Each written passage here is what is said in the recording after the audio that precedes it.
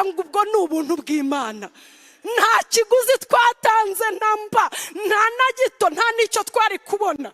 Nababwiye ngo ibitambo byari byananiwe, byari byananiwe. Imana yo kabyarira reba iravuga iti uyu muntu icyo yakora cyose ndabona byanze, reka nohereza umwana wanjye. Haleluya! Hashimwe Yesu wemeye kuza kuducungura. Imana ngo yohereza Kristo.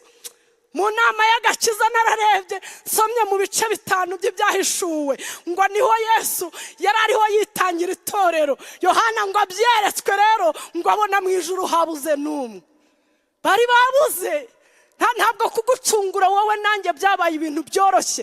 Bari bashatse undi watwitangira arabura. Ibimasa byari byananiwe, intama zananiwe, inuma z'intungura zananiwe, byanze bavuga bati umuntu ararimbutse tu. Ibyo